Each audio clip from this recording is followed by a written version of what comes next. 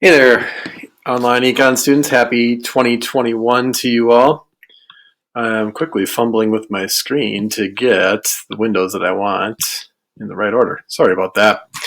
So, hope you had a nice, almost 2 week long break. A couple things that I wanted to go over with you for this week. First, let's just backtrack to where we have been. So, we'll go back into December here, leading up to our break. In the last full week, we wrapped up level 2, and so I've gone into the grade book this morning and marked things as missing if they have yet to be submitted from this week. So if your grade took a tremendous plunge, that might be why. You certainly can go back in and complete and submit all of these things for full credit, so make sure that you do that.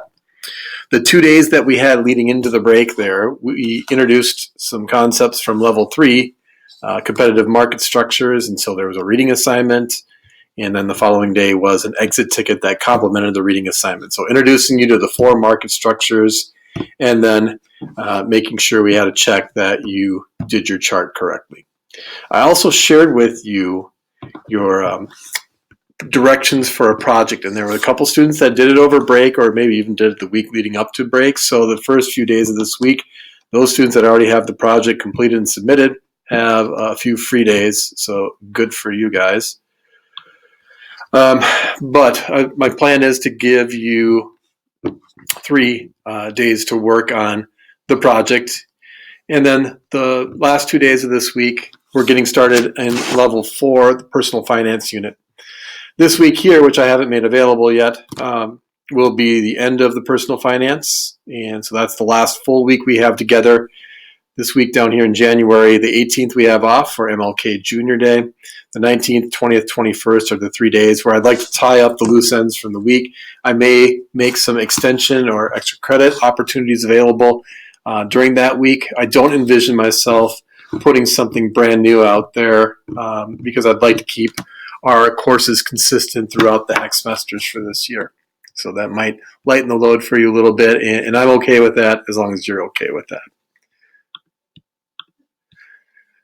All right, so leading into this week then, in your current folder, what you will find is week 5 made available to you. You have a project to do. This is the same set of instructions that was in week 4's folder prior to the break. I now moved it out of week 4 and into week 5, so you have access to it in this week's folder. There is a video that I put together from the fall with my hybrid students that outlines the directions for the project. My original project, and I've done this for several years, is to have students building a web page. It's a lot easier for me to help students with that when we're in person. I don't want you to necessarily have to build a web page because I don't want us to lose focus on the purpose of this project. And the purpose of the project is, can you show me that you understand when you choose a company of your choosing, you can identify which type of competitive market structure they compete in, whether it's a perfectly competitive market, a monopolistically competitive market, an oligopolistic market, or a monopoly.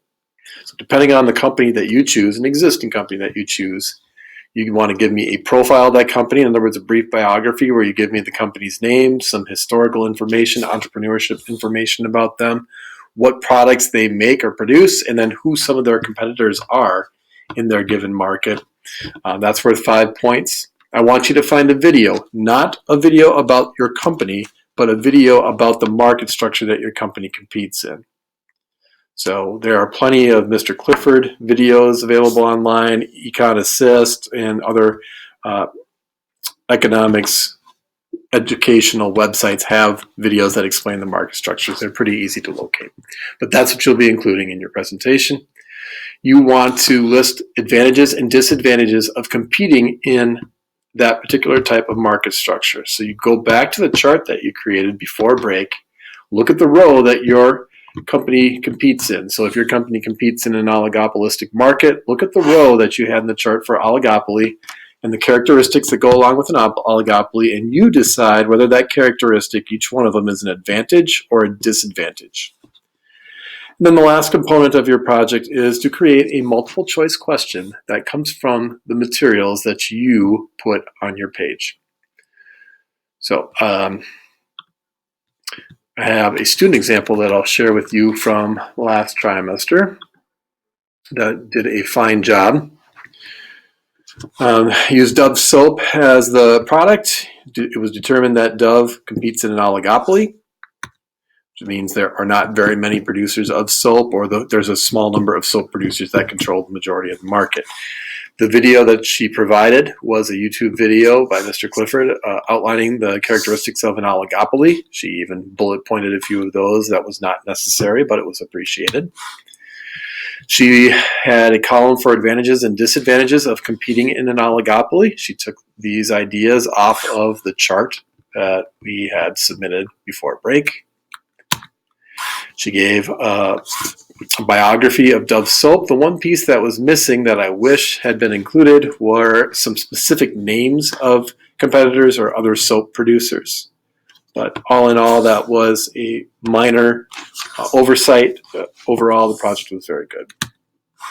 And then the multiple choice question. If Dove were to lower their prices, what would other soap companies be most likely to do? The chances are they would rush to make theirs just a little bit lower than Dove's.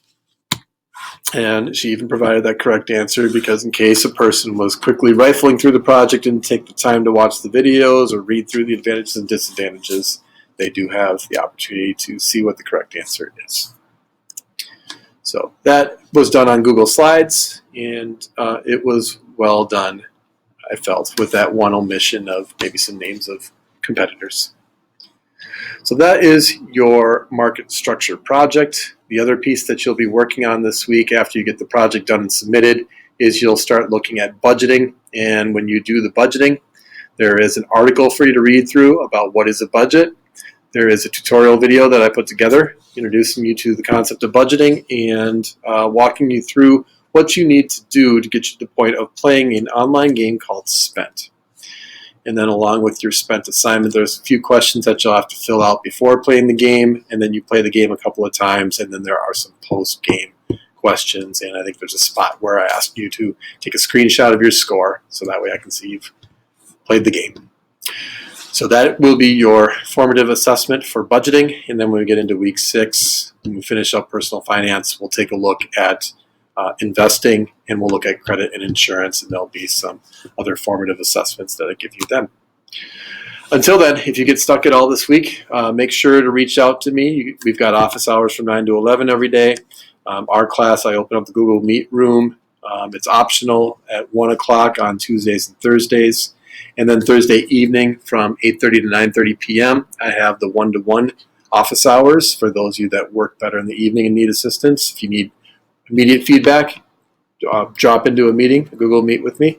If you feel like you can wait but just have a question, you can certainly send me an email or message me in Schoology. I hope everybody has a great week. And again, don't hesitate to reach out if you get stuck.